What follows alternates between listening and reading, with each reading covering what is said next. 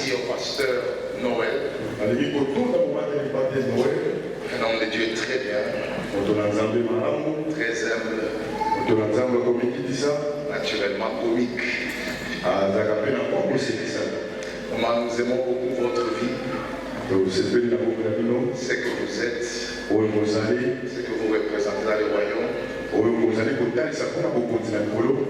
Je me rappelle, je suis venu ici quand presque beaucoup de choses ne devaient pas encore, il n'y avait pas encore cette partie. On peut comprendre que c'est un homme de vision.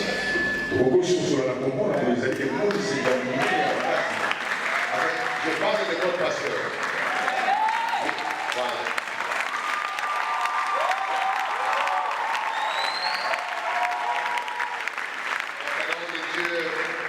Il y a une vision très claire et nette de là où il amène le peuple. Au-delà de tout ce qu'il fait pour le Seigneur, j'ai compris que c'est un enfant de Dieu. Vous savez, il y a beaucoup de prédicateurs, beaucoup de pasteurs qui ne sont pas des enfants de Dieu. Lui, avant d'être prédicateur, c'est d'abord un enfant du royaume.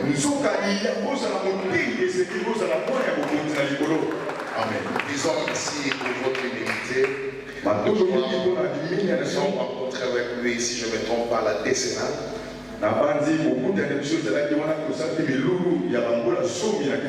J'étais invité là-bas pour prêcher ça. Et depuis ce jour-là, nous avons été connectés. Il a voulu m'avoir ici plus de 2 fois, mais les circonstances ne m'ont pas permis. Et Dieu l'a voulu ce matin. Maman, que Dieu vous bénisse. Votre présence à côté de l'homme de Dieu. Votre soutien. Ce que vous représentez pour le corps de Christ, l'Église et aussi votre mari. Je ne saurais pas non plus commencer mon enseignement sans honorer Maman Yvonne, que j'appelle communément Maman Générale. C'est elle qui m'a fait venir à Matadi pour la première fois. Je pense que ça doit être ma 6e fois, si je ne me trompe pas, que je viens chaque année ici pour le programme de méchants méchants.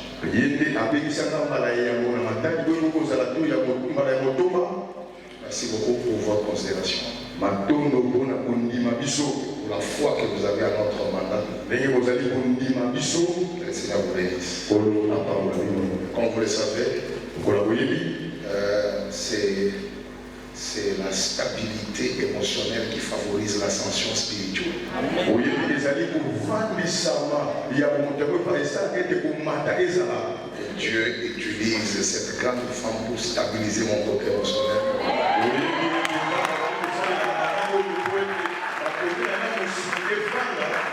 Afin de favoriser la stabilité spirituelle. Alors je voulais dire merci à ma femme. Et déclarer encore une fois que je continue à t'aimer. Et que Dieu fait une grande bénédiction pour ma vie. Amen. Est-ce qu'on peut honorer cette femme? Avec elle, nous avons 3 enfants. Et par la grâce du Seigneur, lui-même connaît la suite. Donc j'honore mon bureau de Kinshasa qui est avec moi ici, qui avait déjà été accueilli. Merci pour ce que vous représentez pour moi. Que le Seigneur Dieu vous bénisse. J'aime beaucoup Philadelphie. Que ce soit Kinshasa, que ce soit à Lubumbashi, que ce soit ici, c'est le même esprit.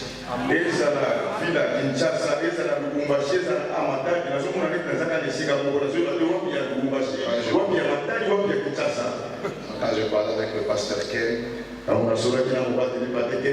dit, mais tu es pasteur aussi de Philadelphie, il faut que tu ailles prêcher dans ton église. Alors je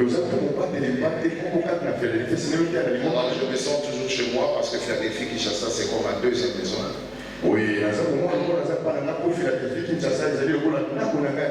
Merci pour ce que vous représentez dans le corps de Christ. Alors sans plus tarder, je vais vous partager un petit texte pour quelques minutes et puis nous allons nous séparer. Je serai très prophétique ce matin parce que Dieu m'a donné un message clair pour la vie de quelques personnes qui sont au milieu de nous.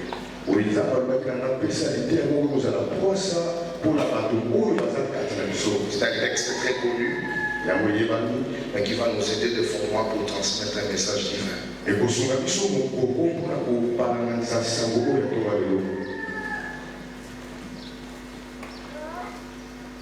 Jean chapitre 5. J'en aussi la présence de l'homme de Dieu. Oui, prophète, que le Seigneur vous bénisse, pas que Dieu vous bénisse pour ce que vous représentez. C'est pour la première fois que je vous rencontre. Que Dieu vous bénisse pour ce que vous êtes dans le royaume et dans notre nation et qui permette à ce que votre position puisse mettre au royaume de Dieu d'avancer davantage et d'être plus influent. Merci. Jean chapitre 5, on ira à partir du verset 3. C'est un texte très prophétique ce matin qui va nous aider à comprendre la pensée de Dieu pour la vie de chacun.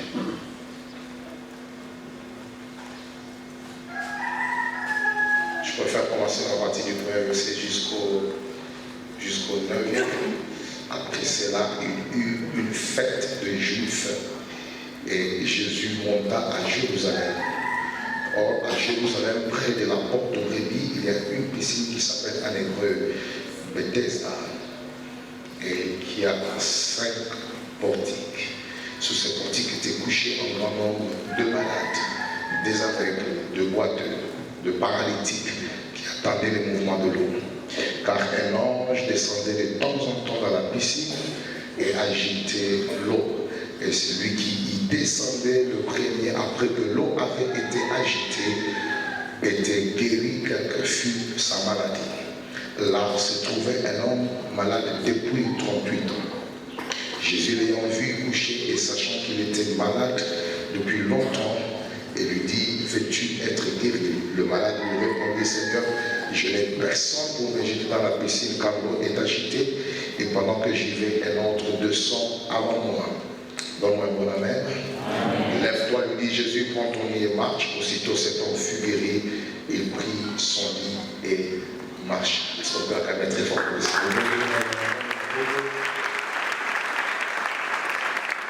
Alors, je suis en train de prier ce matin parce que je voulais comprendre vraiment la pensée de Dieu pour aujourd'hui. Et clairement dans mon esprit, l'Esprit de Dieu m'a communiqué une pensée pour dire à quelqu'un que bientôt la grâce va te visiter. Amen.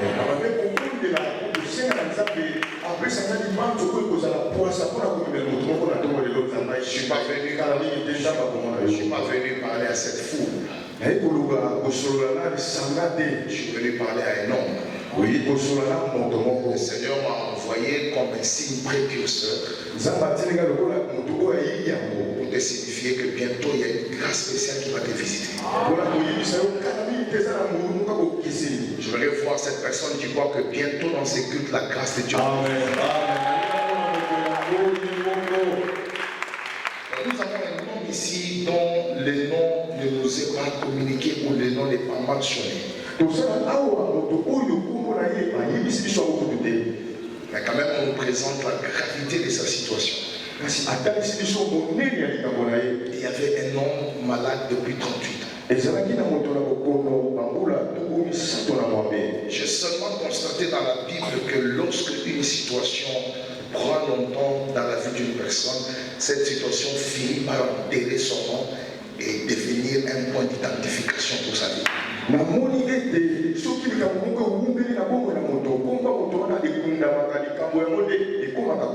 Parce que vous remarquerez dans les évangiles que la plupart des personnes qui ont eu des problèmes, qui ont duré longtemps sans trouver solution, leurs noms ne sont pas cités, mais ils sont identifiés par les choses qui fait leur souffrance.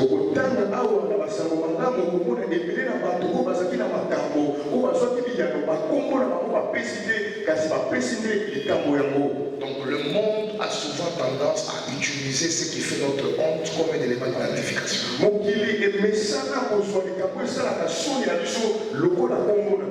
J'ai une bonne nouvelle. Dieu utilise ce qui fait notre honte pour manifester sa gloire.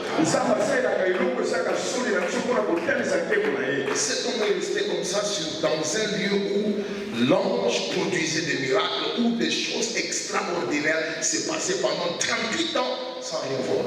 Et son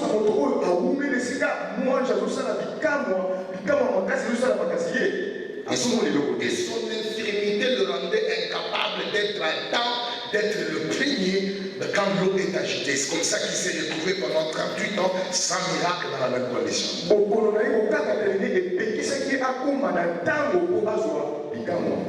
Mais un jour, la Bible dit, Jésus l'ayant vu, sachant qu'il était dans cette condition pendant longtemps, il lui dit, veux-tu être guéri?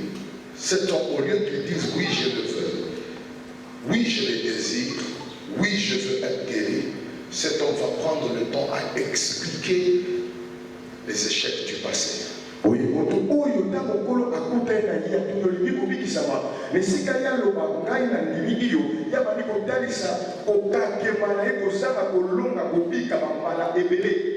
voudrais avouer que Dieu n'a pas besoin de ton passé pour te bénir. Jésus va nous dire, prends ton lit et marche. Et au même instant, cet homme a marché par la grâce de Dieu. Ça peut annoncer d'abord la présence de Dieu que je sens dans cette salle. Alors, définir prophétiquement la grâce. C'est quoi la grâce? Je sais qu'il y a beaucoup de définitions. C'est quoi la grâce? Voilà, parce que je vais parler sur la grâce de Dieu va te localiser. C'est un message prophétique, mais nous voulons comprendre c'est quoi la grâce. La définition connue, c'est que c'est une faveur imméritée. Ça, c'est la définition que nous connaissons tous. Il y a une définition liée à la révélation que le Seigneur m'a donnée sur ce texte. Je voudrais que vous puissiez noter que la grâce est la méthode divine par laquelle Dieu se souvient des oubliés.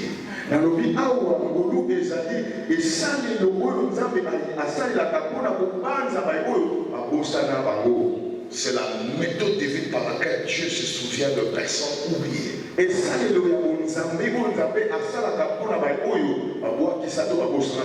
Toutes les fois que Dieu veut se rappeler d'un oublié, Dieu utilise la méthode appelée grâce. Cet homme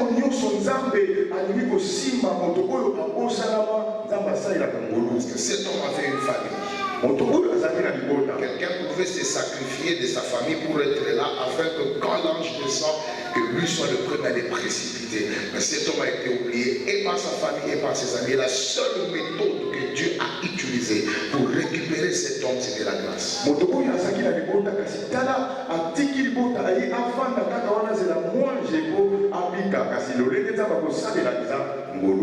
nous reconnaissons que c'est la grâce? Parce qu'il a été incapable de remplir tous les critères qu'il fallait pour être guéri.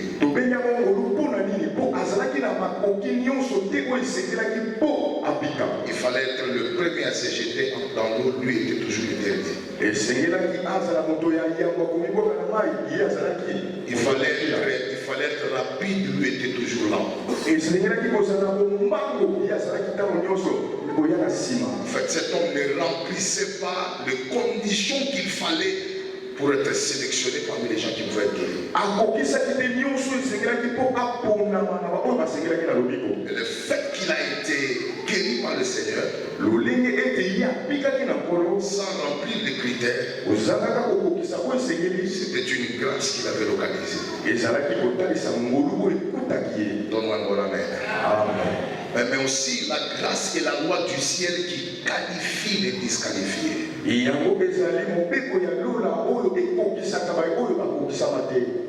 Cet homme, de par ses faiblesses, il a été totalement disqualifié sur la liste de ceux qui pouvaient recevoir le miracle dans cet endroit.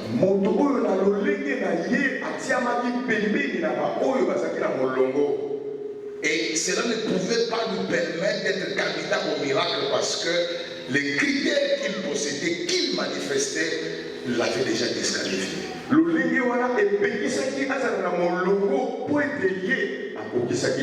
Et la loi qui est au ciel qui permet aux disqualifiés d'être qualifiés pour un miracle, d'être qualifiés pour un positionnement, s'appelle la grâce.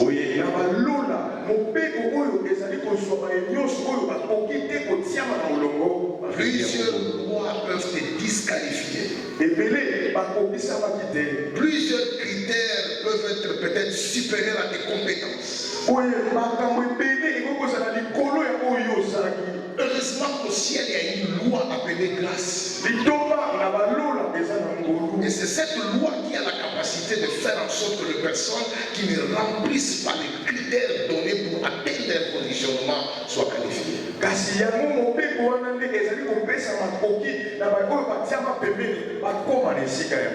Et c'est pourquoi vous vous rendrez compte que généralement la grâce énerve les compétents. En fait, ça énerve les compétents parce qu'ils se disent comment moi, qui devais occuper cette position avec ma connaissance, avec le niveau de mes études, je me retrouve dehors, mais je suis dirigé par quelqu'un qui n'a pas fait, qui n'a pas de diplôme, n'a pas de maîtrise, qui n'a pas été en Europe comme moi, mais lui a eu simplement un simple diplôme et il me dirige. Ça énerve les compétents parce qu'ils se disent, ce n'est pas juste, mais Dieu qui est au ciel a une loi qui lui donne aussi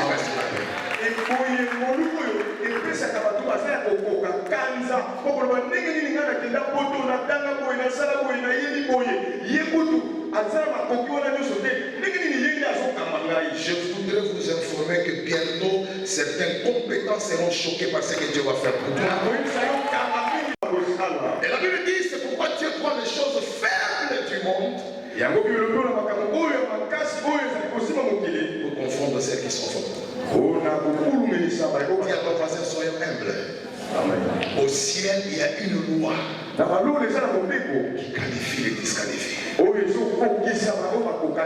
Donne-moi un bon amen. Et je voudrais terminer par cet élément, c'est que la grâce est le pilier qui soutient le faible et les abandonnés.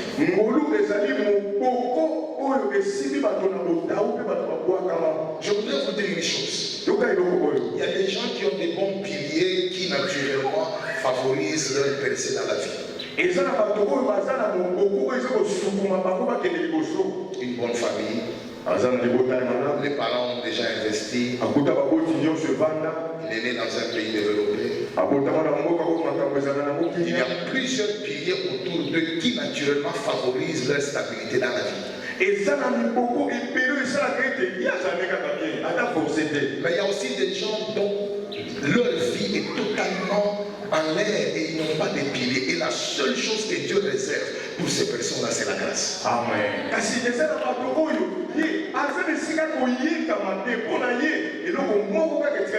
Le Seigneur m'a mandaté pour parler aujourd'hui aux personnes qui n'ont pas de piliers. Les parents sont absents, les parents sont morts, tu n'as pas un bon background, tu te retrouves dans un lieu où tu ne sais pas quoi faire pour te retrouver. Le Seigneur m'a dit, il va te donner aujourd'hui la grâce comme pilier.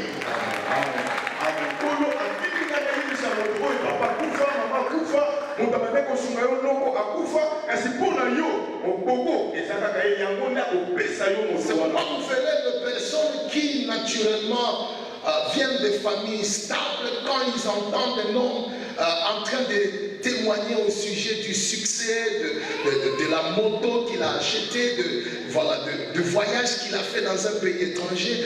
Pour eux, c'est absurde, ça c'est normal pour toi parce que tu avais des piliers depuis l'enfance. Mais moi, je n'avais rien et la seule chose que Dieu m'a donnée, c'était sa grâce.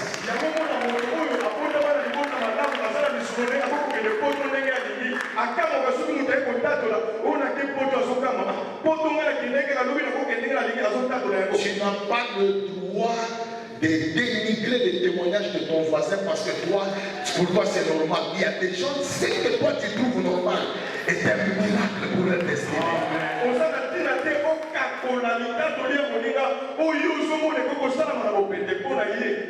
Et la dernière définition qui commence à m'introduire dans le fond de mon enseignement, c'est que la grâce est l'expression de l'amour inconditionnel de Dieu pour parfaire les imparfaits. Amen. Ngolu ezali lolenge bonzabe asalelaka olingo ezanga ndelo pona kobongisa baikoyo babongama te bakoka te. La grâce est l'expression de l'amour inconditionnel de Dieu pour parfaire les imparfaits. Ezali kotalisa olingo ezanga ndelo ya nzambe pona kobongisa baikoyo. La méthode des hommes pour nous parfaire, c'est la discipline, la méchanceté et la rigueur. Mais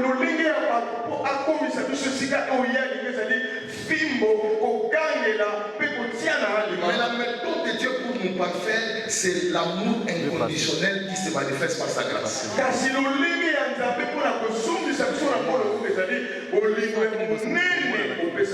C'est pourquoi vous verrez, pendant qu'on était encore des pécheurs, Christ est allé mourir. Il n'a pas attendu qu'on soit des saints. Il n'a pas attendu qu'on soit des justes. Pendant qu'on était encore pécheurs, il a démontré l'amour. C'est-à-dire que c'est par l'amour inconditionnel qu'il nous appelle maintenant à la perfection. Et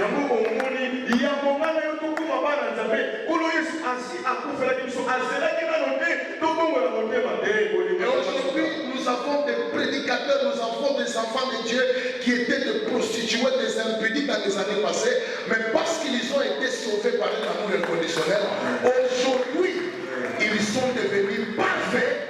Pas parce que Dieu les avait frappés, mais parce que Dieu leur avait montré un amour inconditionnel. Amen.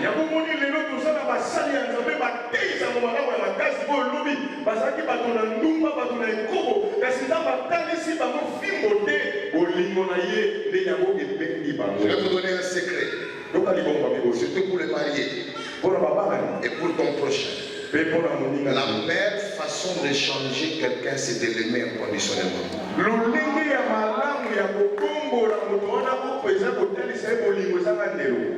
Parce que l'amour inconditionnel donne une patience indéterminée jusqu'au jour où la personne change.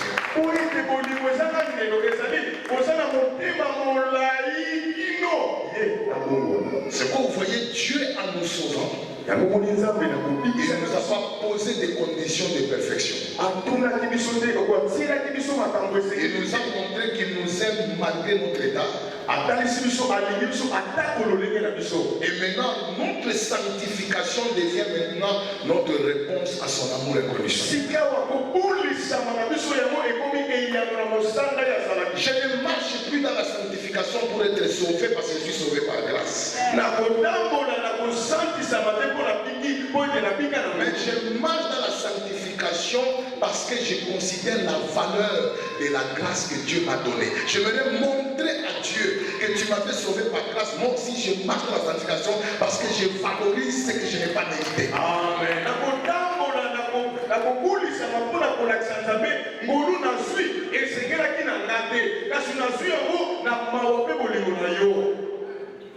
C'est comme si on te donne l'or pour lequel tu n'as pas travaillé. Si tu le jettes, tu rends vain l'acte de grâce qu'on t'avait donné. Mais quand tu gardes l'or, tu valorises et celui qui te l'a donné et ce qu'il t'a donné. Donne-moi un bon amen. Je voudrais vous partager 4 à 5 vérités rapidement sur ce texte pendant qu'on est en train d'avancer. Retenez ceci. Il y a des endroits qu'il ne faut pas quitter même lorsque les choses ne changent pas. Dis à ton voisin, il y a des endroits qu'il ne faut pas quitter. Même lorsque les choses ne changent pas. Cet homme est dans un lieu où il y a des miracles. Mais sa vie ne change pas. Il est dans un lieu où les gens sont guéris, mais lui n'est pas guéri. Mais j'aime sa constance et son attachement dans les lieux où rien ne change, mais il sentait dans son esprit que c'est ici où le miracle me trouvera.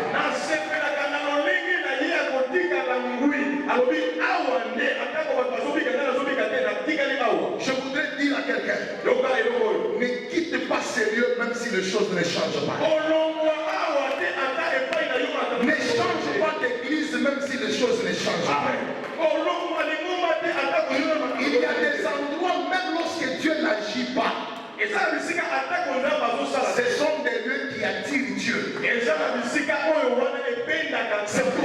était dans un lieu appelé Bethesda. Et comme il est resté attaché à un endroit qui était totalement prophétique pour sa destinée, après 38 ans, quelque chose s'est passé dans sa vie.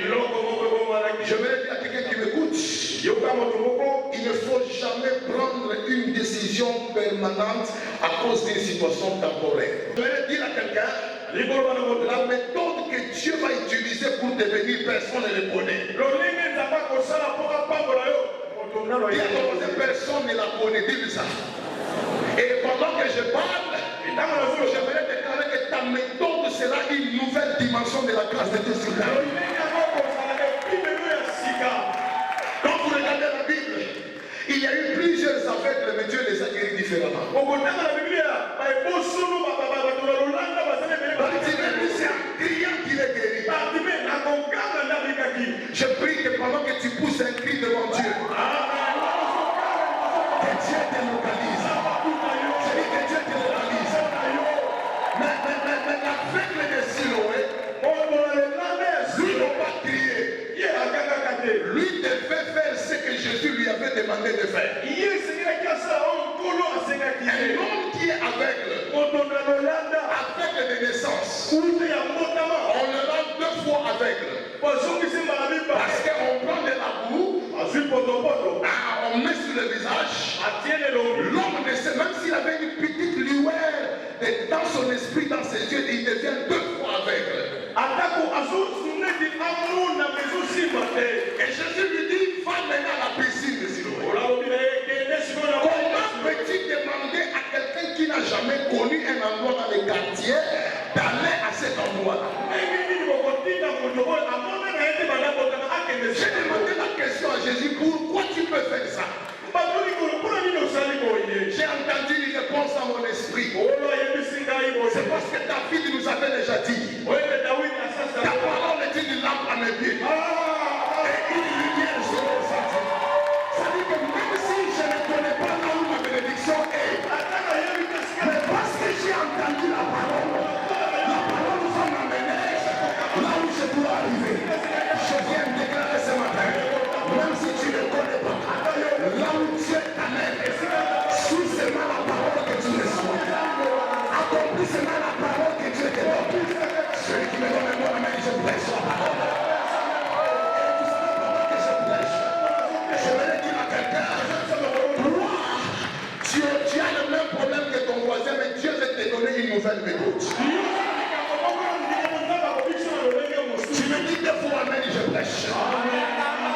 Je vis dans la Bible plusieurs personnes avoir pour obstacle les eaux. Mais Dieu a utilisé différentes méthodes pour le faire traverser. Quand je vois Moïse, je retrouve Moïse au niveau de la mer. Comment est-ce que Dieu lui donne la victoire? Dieu dit lève ton bâton. Et puis les eaux ont fait quoi? Mais je suis étonné quand Josué arrive devant le Jourdain. Je pensais que Dieu lui allait encore lui demander de prendre le bâton. Mais Dieu va lui dire, vous posez seulement le pied. Je te dis que tout Dieu te soulèvera la parole de Dieu. Je vais te l'accorder. Et quand j'avance, je retrouve Élisée. Je vois Élisée. Et je retrouve devant le Jourdain. Je me suis dit, comme c'était le Jourdain, le même Jourdain que Josué avait connu. Peut-être que la méthode sera encore de mettre en place. Mais lui, ce n'est pas le pire. Lui, c'est un manteau. J'ai pris que tu quittes dans l'habitude. Que Dieu t'amène dans une méthode que les hommes ne connaissent pas. C'est celui qui me donne un bon amen, ça arrive. J'ai dit celui qui me donne un bon amen, ça arrive. Parce que je vois maintenant Jésus. Les disciples l'ont laissé. Mais Jésus se retrouve maintenant buté aux eaux. Au lieu qu'il frappe comme Moïse, au lieu qu'il utilise son manteau comme Élisée, au lieu qu'il lève le bâton comme Moïse, lui va rendre solide un endroit liquide.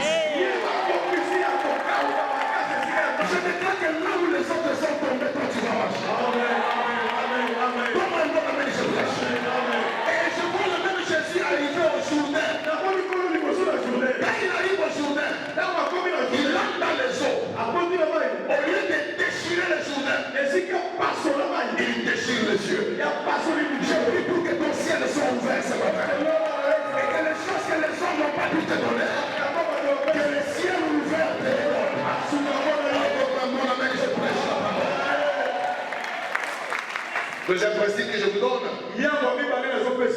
Demander à Dieu une chose, c'est spirituel. Mais lui imposer la voie par laquelle il doit te donner la chose, c'est charnel.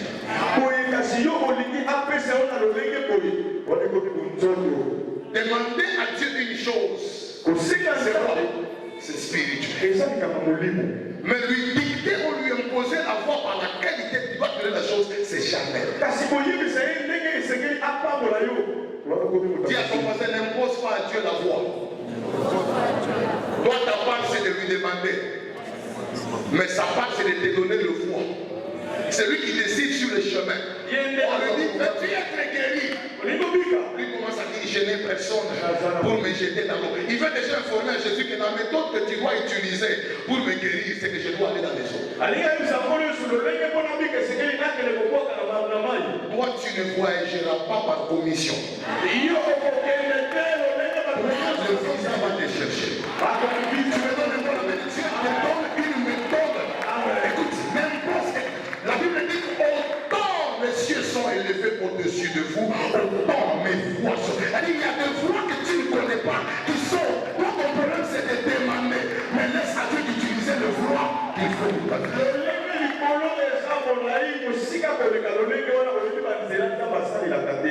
Donne-moi un bon amen. Amen. Ah oui, donne-moi un bon amen. Amen. Vous savez, pendant que je suis en train de prêcher, je suis en train de sentir dans mon esprit que dans les prochaines minutes, il y a des gens que le Seigneur veut visiter d'une manière particulière. Dis à ton voisin, ce culte a été créé pour ma destinée. Dis-lui ça. Pendant que je lis ces textes, je vois que chaque action de Dieu révèle un attribut de sa personne. Dis à ton voisin, chaque action de Dieu révèle un attribut de sa personne. En d'autres termes, chaque action que Dieu fait dans la Bible révèle un nom qui lui appartient. La Bible dit que Jésus, quand il est arrivé à la piscine de Bethesda, l'ayant vu.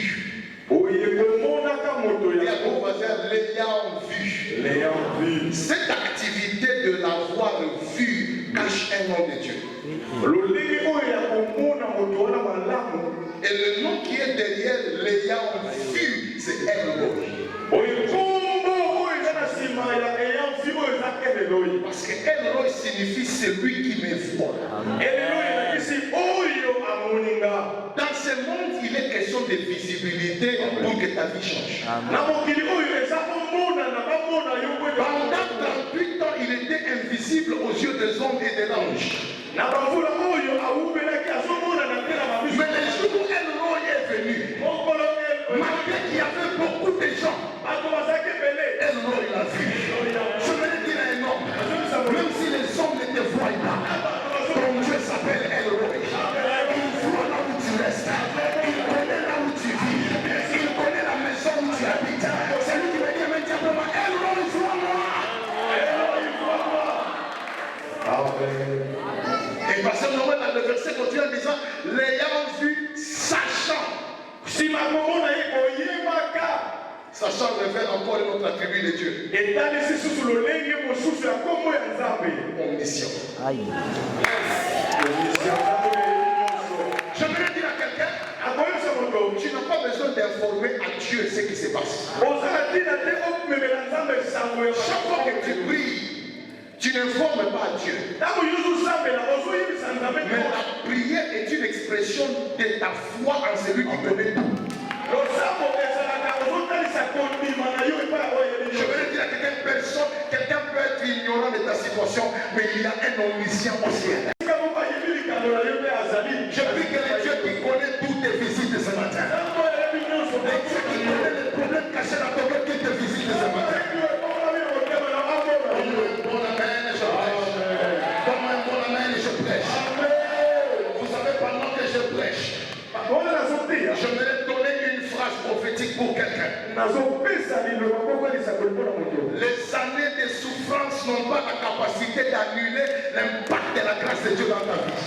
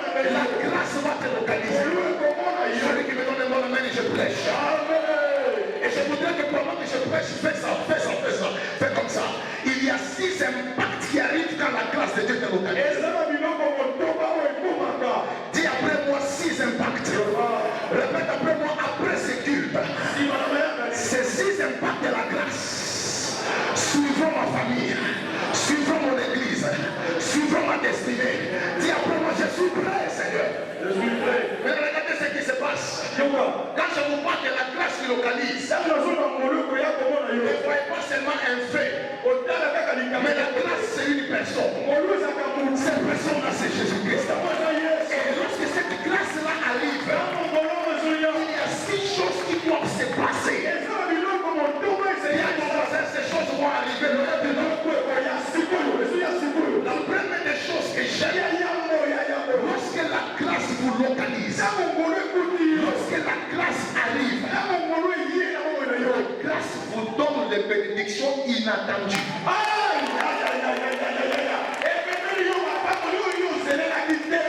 La descente de l'ange était attendue, mais l'arrivée de Jésus était inattendue. Le salaire de la fin du mois est attendu. Mais un miracle au milieu du mois n'est pas attendu. J'ai pris que les choses que tu n'attends pas viennent te surprendre. Parce que lorsque la grâce arrive, il y a des choses que nous n'avons pas programmées, mais que le ciel improvise dans notre vie. Celui qui me donne un bon amen, avant que tout se termine, il y aura des bénédictions inattendues, des véhicules inattendus, une onction inattendue, une élévation inattendue. Celui qui me dit 3 fois amen, que Dieu te surprenne. Et que vient pour moi, pendant que je prêche, je me dis que quand la grâce arrive, ce que tu cherchais va te chercher. Dis après moi, ce que je cherche va me chercher. Pendant 38 ans, c'est lui qui cherche la guérison. C'est lui qui veut être guéri de la paralysie. Mais le jour où la grâce a localisé, ce que lui a cherché pendant longtemps est venu le chercher. Je voudrais dire à quelqu'un, bienvenue dans la saison des miracles faciles. Nous ne sommes pas appelés sur la terre pour avoir, il faut toujours pleurer. Pour avoir, il faut toujours souffrir. Ça c'est la malédiction. Je prie pour que dans cette saison, il y ait des choses qui vont te chercher. Une grâce qui va te chercher. Une relation qui va te chercher. Un voyage qui va te chercher. Une révélation qui va te chercher. Je prie pour qu'une dimension de Dieu que tu as toujours cherché sans trouver, et cette dimension de Dieu te cherche de tout. Je ne sais pas pourquoi je sens cette grâce. Mais je sens que quand la grâce vous visite, la grâce brise les cycles des événements malheureux. Amen. Dis après moi, croix. La grâce brise les cycles des événements malheureux. Pendant que je prêche, pendant 38 ans, c'était la même chose. L'ange descend, lui rate. L'ange descend, lui rate. C'était ça le cycle de sa vie. Les autres entre lui et le dernier. Mais ce jour-là, le dernier est devenu le premier. Parce que la grâce a brisé le cycle.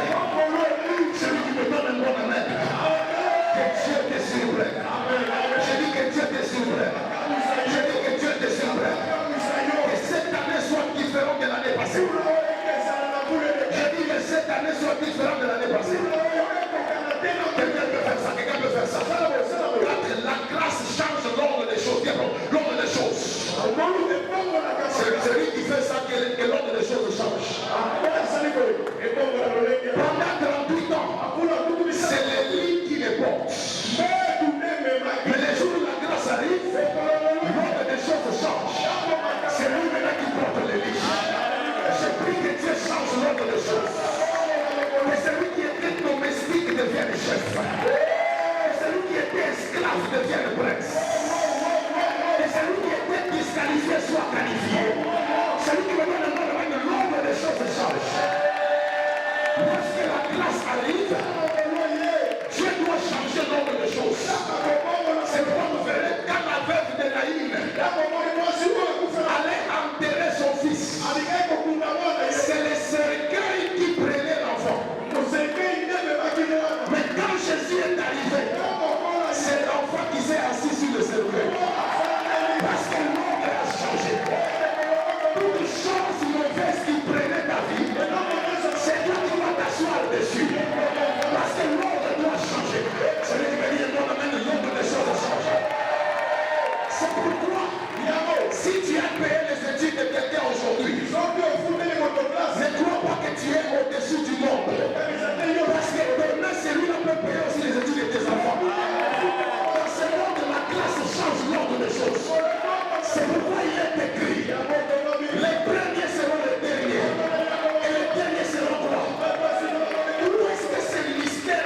cultiver.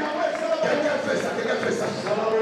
Jacob avait posé sa main droite sur qui? Sur qui? Sur le petit. Et il a posé sa main gauche sur qui? Sur l'aîné. Quand vous faites ça, ça donne quoi? La croix. Et c'est à la croix où Dieu a décidé de renverser l'ordre des choses. C'est-à-dire, c'est lui qui reçoit Jésus. C'est lui qui va à la croix. S'il était pauvre, Jésus prend sa pauvreté. Et puis il accorde sa richesse. Donne-moi un bon moment de l'ordre change. Dis à ton voisin, l'ordre change. Je suis en train de prophétiser. Tu quitteras l'extérieur avec une nouvelle dimension de grâce. Parce que Dieu veut changer ta situation. Parce que la grâce me localise. Dieu me donne un coup. Dis après mon coup. Dis après mon coup. Toute langue qui se lèvera en justice contre toi, tu la condamneras. Donne-moi tout. Donne-moi tout. Tout lieu que foulera la porte de tes péchés, je le vois. Donne-moi tout. Tout âme fauchée contre toi sera annulée. Donne-moi tout. Donne-moi tout. Il a pris que Dieu déposé à Jésus toute la plénitude de la divinité. Donne-moi tout. C'est pourquoi Dieu a souverainement et lui a donné un nom qui est au-dessus de tout le nom. Afin que tout genou fléchisse. Et que toute langue confesse que Jésus-Christ est roi. Donne-moi tout. Tout ton tour revient de ceux qui aiment Dieu. Donne-moi tout. Donne-moi tout. Nous avons tout pleinement en Jésus-Christ. Donne-moi tout. Tout ce que vous demanderez à mon nom, je vous l'accorderai. Donne-moi tout. Et à la croix, il a dit tout est accompli.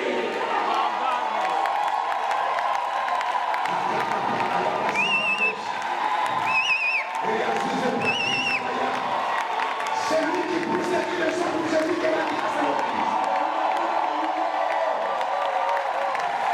Celui qui pousse et qui le soit que la grâce à l'Église. Pendant que vous claquez les mains, une porte vient de s'ouvrir.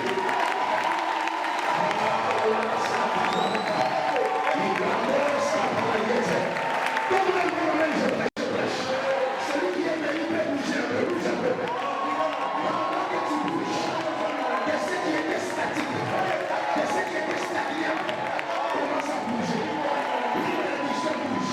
Une onction bouge. On me dit pour la fire.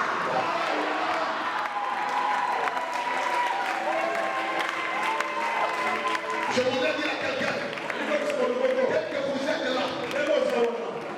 Vous avez droit à toutes les technologies que Dieu a inventées avant l'homme.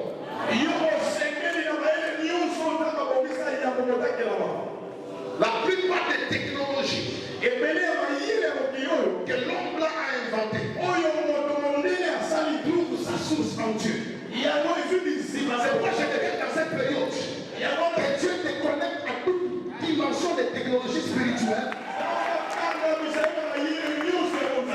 Dis après moi, je reçois.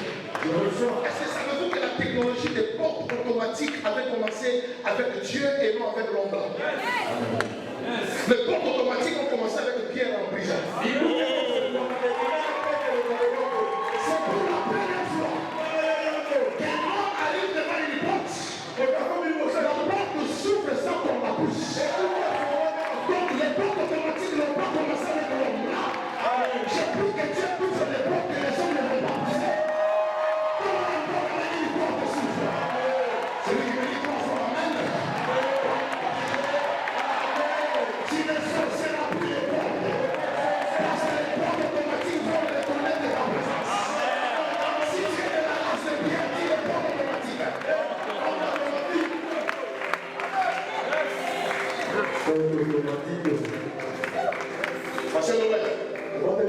Le système de livraison. Livraison à domicile.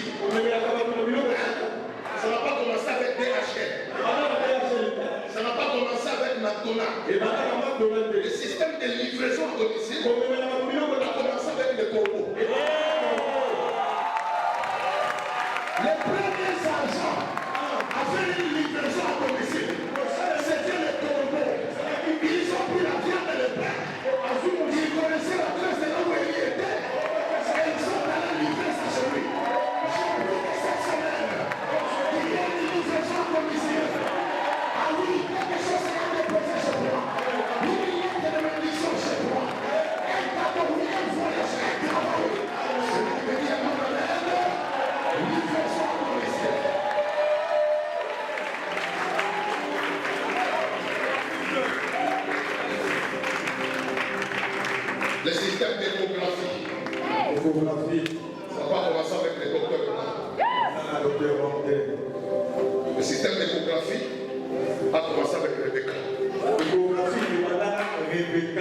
sent deux enfants en train de bouger.